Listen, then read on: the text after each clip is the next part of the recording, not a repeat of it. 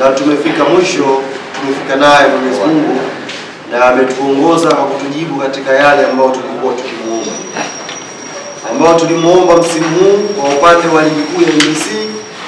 Tunasema asante kwa sababu tayari kombe hili hapa la ligi kuu ya NBC lipo kwenye mikono ya Young Africans Sports Club, ikiwa ni mara ya 4 mfululizo. Kwa tafsiri nyepesi ni kwamba mtoto aliyeanza form 4, alianza form 1, aliyeanza form 1 ameshamaliza form 4 akiwa anaiona Yanga ikiwa mabingwa wa ligi kuu ya NBC. Yaani kijana yoyote ambaye alianza form 1 amesoma form 2, form 3 na form 4, kwenye macho yake anapoulizwa mpira Tanzania anaiona Yanga ikichukua hili kombe kwa miaka 4 mfululizo. Hili jambo la kumshukuru sana Mungu. Lakini jambo la pili ni kutoa shukrani zetu za dhati kwa Mheshimiwa Rais wa Jamhuri ya Muungano wa Tanzania Daktari Samia Suluhu Hassan.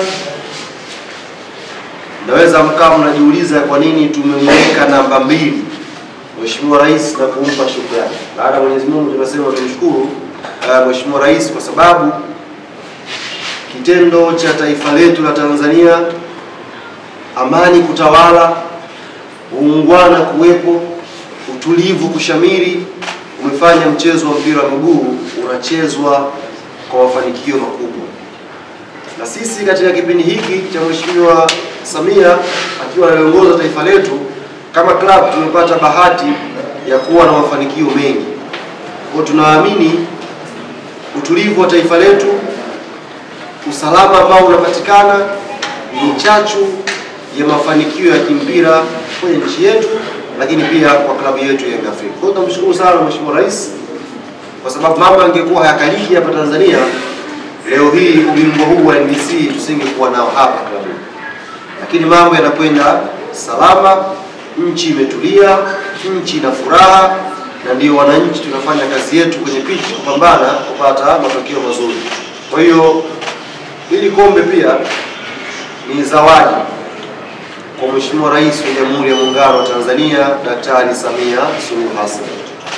Tunajua yuko na ratiba nyingi kwa ajili ya kuijenga nchi yetu ya Tanzania, lakini tumuombe mama yetu wakati ambao atapata muda wa ziada wa kupumzika, basi klabu hii itakuwa tayari kuipeleka zawadi hii akaishuhudie Mheshimiwa Rais kwamba bana, kazi nzuri unayoifanya kwenye kujenga taifa letu upande huu wa michezo, matunda yake ndio kama haya ambayo klabu ya Young Africans tumepata. La tatu ni kuwashukuru wanachama, mashabiki na wapenzi wa klabu yetu ya Yanga. Huu msimu mpaka tumefika mwisho tumepitia mengi sana kama Yanga. Mpaka tumefika mwisho leo hii tumeketi hapa, tuna ubingwa wetu, tunajipongeza, tumepitia mengi sana kama Yanga. Lakini siri yetu ya mafanikio, licha ya chombo kupigwa sana mawimbi katikati kwenye safari, siri yetu ya mafanikio ni umoja, mshikamano na upendo kati yetu. Hata katika nyakati ambazo chombo kinayumba, bado Yanga tulibakia pamoja, na manahodha ambao tuliwapa dhamana ya kuongoza chombo chetu tuliendelea kuwaamini kwamba watatuvusha kwenye hizo kipindi kigumu. Na alhamdulillah tumevuka hizo nyakati ngumu, tumezivuka, na leo tumefika mwisho wa safari ya ligi kuu tukiwa mabingwa wa ligi kuu ya NBC. Kwa niwapongeze sana wanachama wote, tena kuanzia kwenye viongozi wetu wote wa kanda, viongozi wetu wote wa matawi, waratibu wetu wa mikoa, wanachama, mashabiki, matawi yetu yote. Kwa niaba ya uongozi wa klabu yetu ya Yanga tunasema asante sana kwa umoja, upendo na mshikamano ambao mmeonyesha msimu.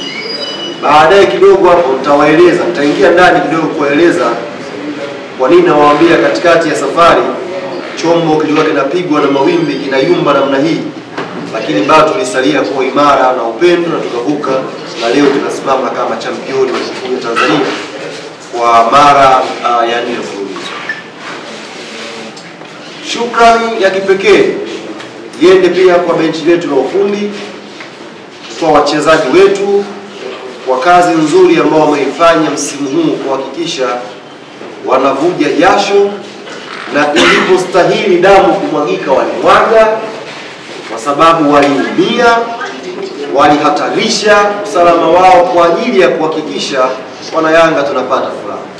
Kwa hiyo tunawapongeza sana wachezaji wetu, tunawapongeza sana benchi letu la ufundi kwa kazi nzuri ambao wameifanya kuhakikisha Young Africa imefurahi.